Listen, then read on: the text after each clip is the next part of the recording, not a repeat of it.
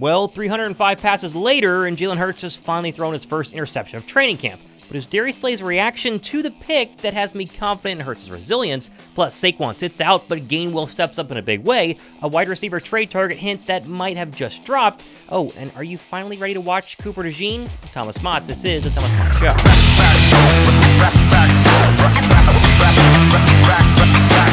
So it turns out the Eagles made a slight change of plans to their final week of training camp, with today now being their actual final day of practice instead of tomorrow, which makes Thursday and Friday now walkthroughs before the preseason finale on Saturday afternoon. And while cuts are coming early next week, the Birds actually got a head start today by releasing tight end CJ Uzomah and signing offensive lineman Jason Poe. I really thought CJ Uzomah was going to make this roster when they signed him in the offseason, kind of a guaranteed tight end 3, all the experience, but I've been wrong a lot this offseason, so what's one more bad prediction? I guess on the flip side, let's all congratulate EJ Jenkins, who is all but guaranteed to make the final roster as tight end number 3 behind Dallas Goedert and Grant Calcaterra.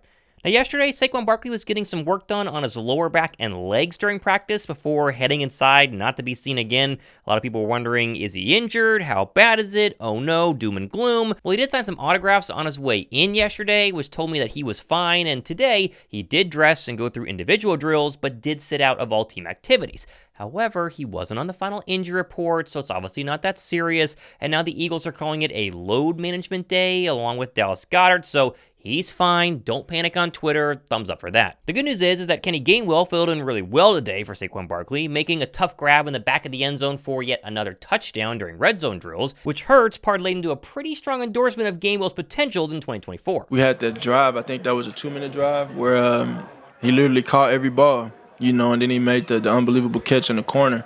But he's been growing. It's been kind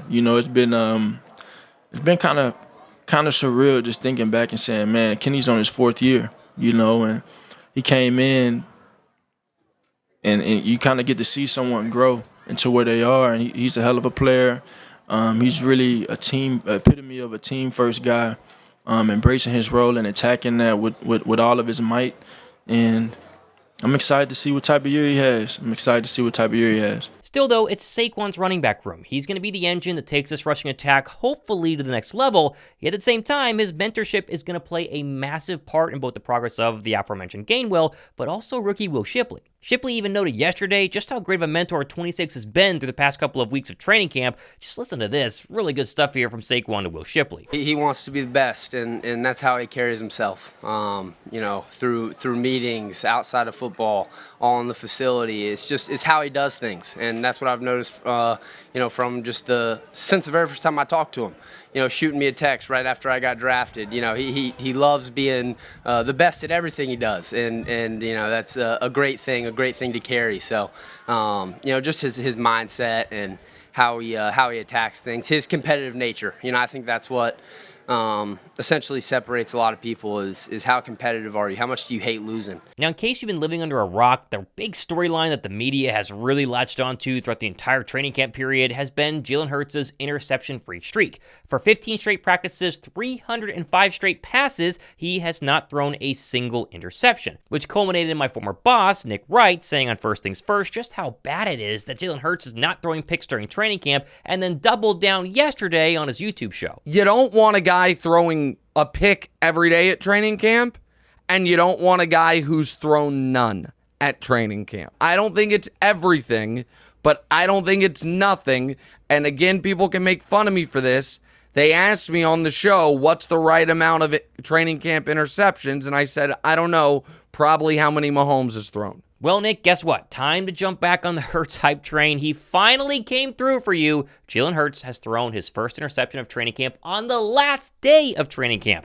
I know, just terrible. Hurts is probably doomed. The Eagles' offense is going to stink. This is a really dark day for us Eagle fans. Apparently, Jalen Hurts held the ball for too long and eventually threw it across the middle into the waiting arms of Big Play Slay. Only fitting one day after some fake trade rumors surrounded Darius Slay, he's the cornerback to get the interception of Jalen Hurts. Funny how that works out.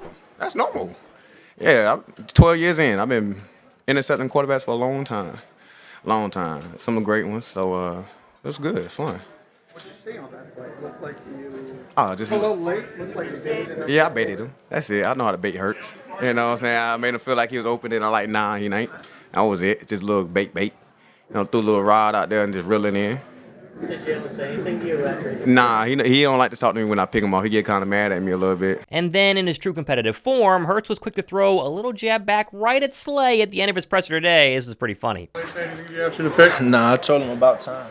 I really find this whole story of Jalen Hurts not throwing interceptions during training camp kind of a nothing burger. If he was throwing a ton of picks, sure, we can be upset, but not throwing interceptions and yet carving up the Eagles defense and the Patriots defense time and time again is a good thing. Jalen Hurts' big struggle in 2022 was his interceptions. He took too many sacks and also, of course, threw way too many interceptions. The turnovers late in that season doomed the Philadelphia Eagles, so obviously he's made it a point to not throw a lot of interceptions, so we should all be happy with overall his performance so far during training camp, which of course Nick Sirianni echoed today, saying this has easily been Hurts' best camp of his entire career. Yeah, again, I just feel like he's had an outstanding camp.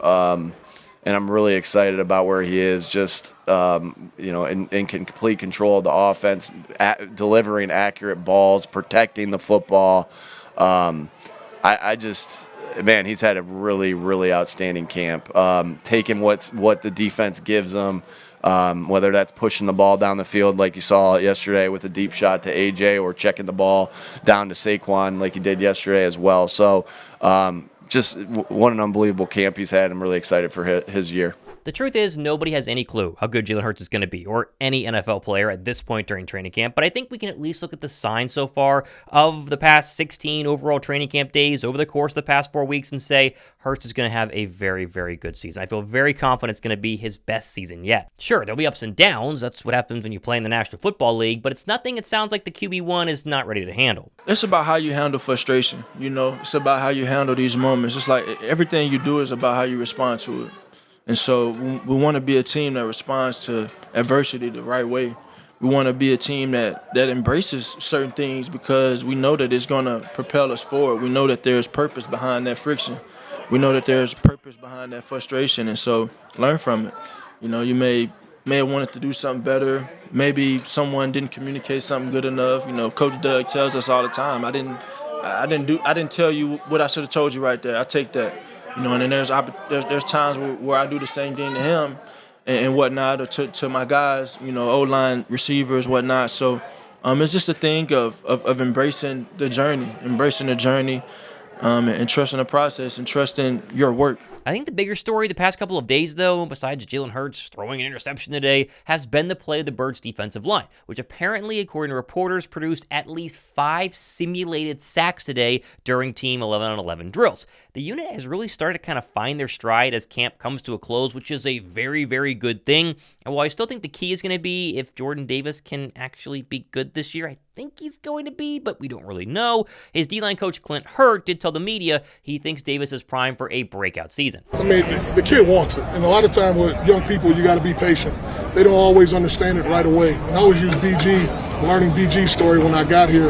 He struggled early on in his career, and then you figure things out, and the next thing you know, that you become beloved in the city. And the kid has a lot. He does have pride in himself. He does want to be great. He wants it. He does. And he's made that commitment to himself, and now it's about the consistency every single day. And he's done that. So really, really proud of where he's going, but we got a long way to go.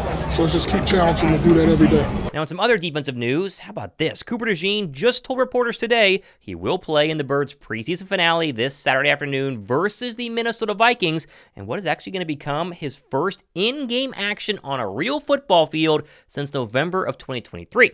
Now, the real question for me is where he actually lines up, and is he the first teamer, second teamer, third teamer? No idea. But drop a like down below for actually getting to see DeJean in a game for the first time this weekend. Oh, and as for his fellow rookie DB Quinyon Mitchell, stop me if you heard this, another great day for the star cornerback. Back inside with the starters at the nickel spot, not outside. That was Isaiah Rodgers. No word yet if he will play on Saturday, but I did love listening to Britton Covey rave about Q to reporters just yesterday. I mean, even someone like Quinyon, the difference in him in the spring compared to now is night and day. And I think it's just because he's been a fly on the wall in meetings and understanding things like that. So I've really loved seeing the growth of him.